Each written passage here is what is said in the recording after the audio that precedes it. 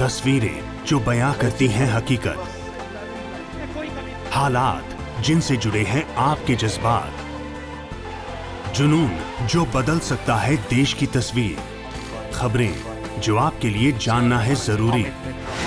खबर दिन भर। पशुपति पारस को दिल्ली हाई कोर्ट से मिली बड़ी राहत। चिराग पासवान की याचिका हुई खारिज। लोकसभा स्पीकर के फैसले को दी गई थी चुनौती। लोकसभा स्पीकर ने चिराग की जगह पशुपति पारस को एलजेपी संसदीय दल के नेता के रूप में दी है मान्यता। फर्जी टीकाकरण शिविर मामले में कलकत्ता हाई कोर्ट का दखल से इनकार। कहा अभी कोलकाता पुलिस कर रही है जांच में दिखी खामी तो हाई कोर्ट कर सकता है सुनवाई। प्राइवेसी पॉलिसी को लेकर इंस्टेंट मैसेजिंग ऐप व्हाट्सएप ने दिए झुकने के संकेत। दिल्ली हाई कोर्ट में रखा पक्ष, बताया फिलहाल रोक दी गई है प्राइवेसी पॉलिसी, यूजर्स को नहीं करेंगे मजबूर। शेयर बाजार में आई गिरावट, 183 अंकों की गिरावट के साथ 52,386 पर बंद हुआ सेंसेक्स। 38 अंकों में गिरावट के साथ 15,690 पर आया निफ्टी।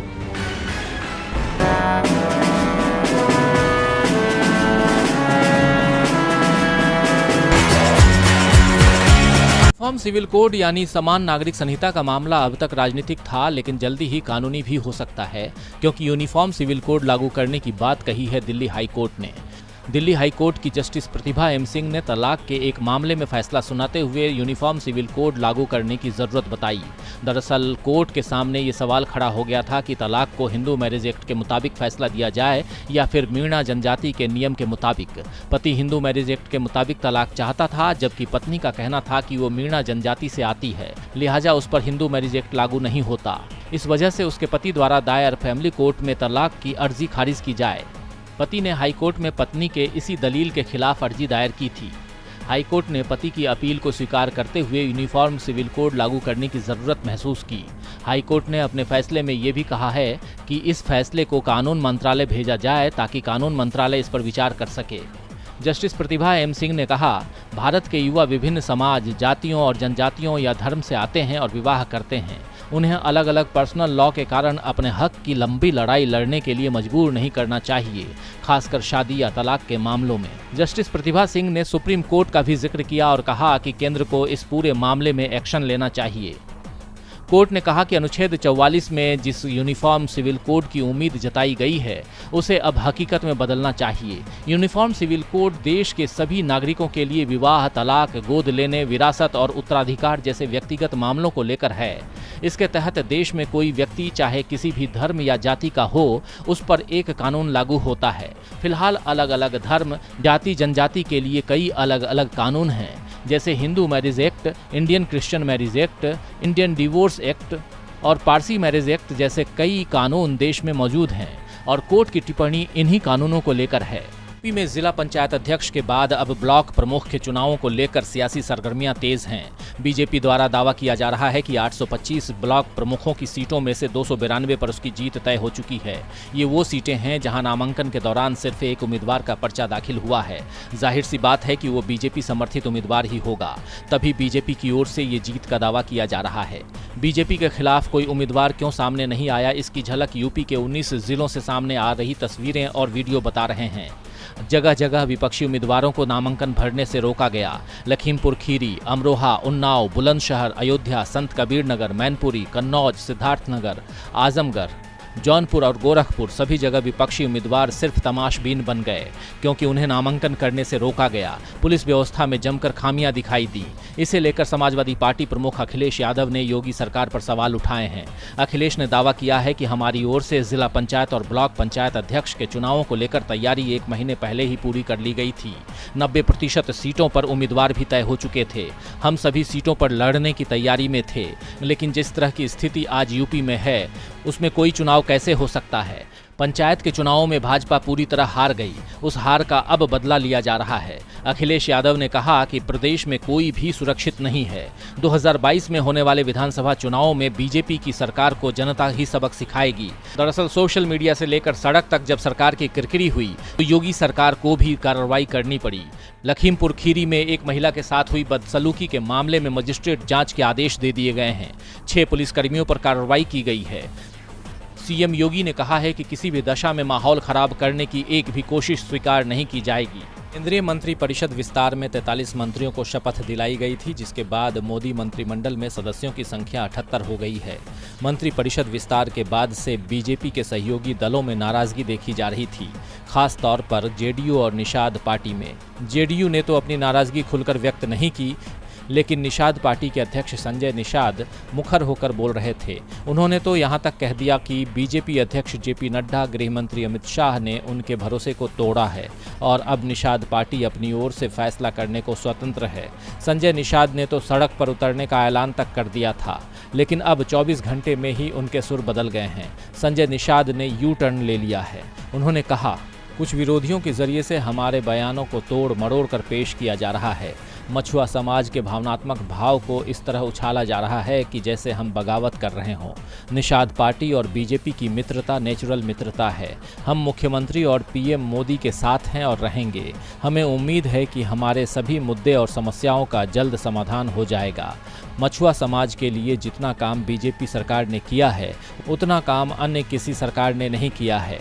अभी भी जो समस्याएं हैं, उसका निस्तारण तत्काल होना चाहिए। तो माना जा रहा है कि योगी मंत्रिमंडल विस्तार की खबरों के कारण संजय निषाद के सुर अचानक बदल गए हैं। कहा जा रहा है कि संजय निषाद को योगी सरकार में जगह दी जा सकती है, उन्हें डिप्टी सीएम बनाया जा सकता है। बीजेपी एमएलसी की एक सीट भी संजय निषाद को दे सकती है, जिससे चुनकर वो विधान परिषद में पहुंच सकते हैं। कोई करता है खबरों से आगे रहने का वादा, कोई करता है तेज रफ्तार का दावा। फिर भी क्यों दब जाती है सही खबर? ना वादा ना दावा, सिर्फ खबर। Subscribe now and press the bell icon. Never miss an update.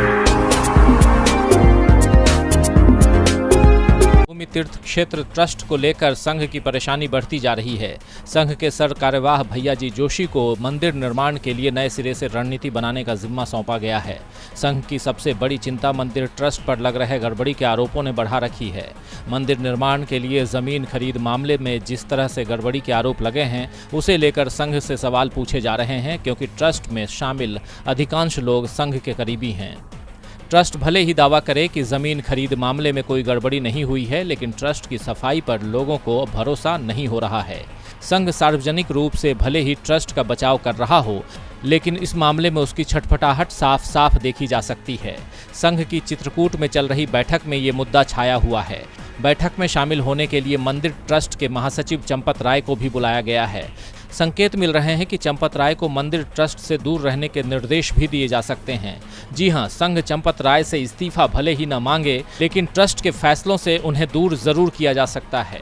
मंदिर ट्रस्ट के एक और सदस्य डॉक्टर अनिल मिश्रा को कोई दूसरी जिम्मेदारी दी जा सकती है और उनसे भी ट्रस्ट के फैसलों से दूरी बनाए रखने को कहा जा सकता है। फिलहाल ट्रस्ट ने नई जमीन की खरीद पर रोक लगा दी है। बीजेसी क्षेत्र में जमीन खरीद के दौरान 2 करोड़ की जिस भूमि का 18 करोड़ में हुए सौदे को लेकर मामला सुर्खियों में छाया हुआ है, उसी के पास कोल डिपो क्षेत्र में कई हेक्टेयर जमीन का सौदा तय हुआ था। उसकी रजिस्ट्री होनी थी, उसे रोक दिया गया है। और जमीन गड़बड़ी के मामले में ट्रस्ट के जिन लोगों के नाम सामने आए हैं, उन्हें अब ट्रस्ट से दूर रखा जा रहा है। इन लोगों से इस्तीफा नहीं मांगा जा रहा है, क्योंकि संघ नहीं चाहता है कि इस्तीफे को लेकर विपक्ष को एक और मौका दिया जाए।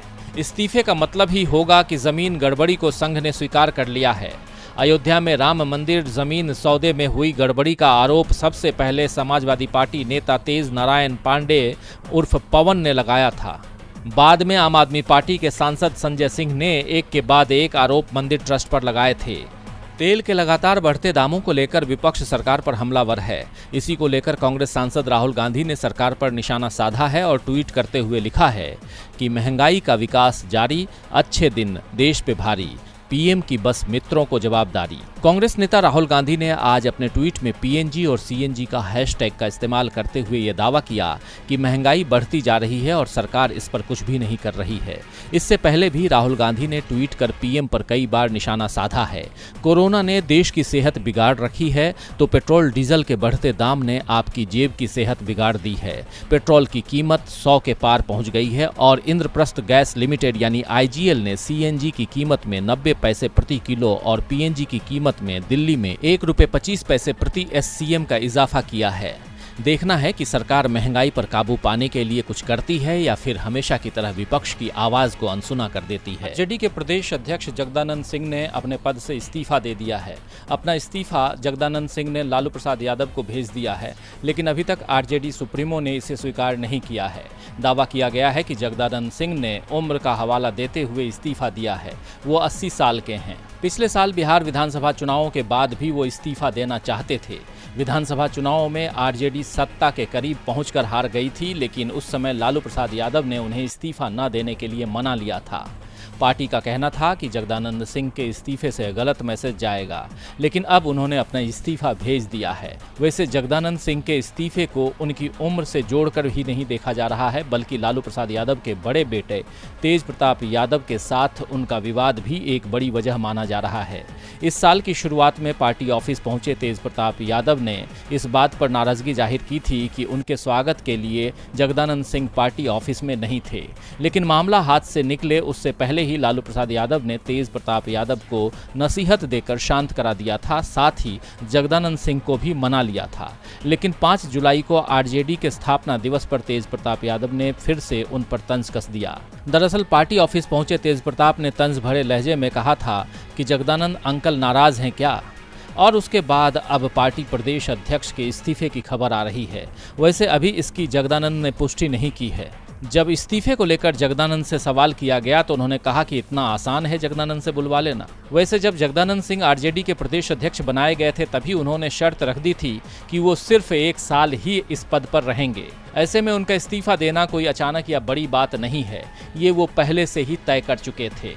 जम्मू कश्मीर में परिसीमन को लेकर तैयारियां जोर शोर से चल रही हैं। परिसीमन आयोग की टीम इस वक्त जम्मू कश्मीर के दौरे पर है और अब आयोग द्वारा परिसीमन को लेकर बड़ा ऐलान किया गया।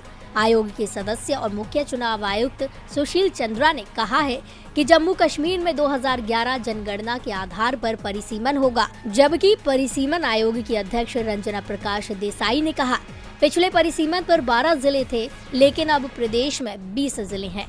आयोग ने 290 से अधिक दलों और संगठनों से मुलाकात की, जिसमें 800 के आसपास सदस्य थे। इन दलों ने परिसीमन पर खुशी जताई।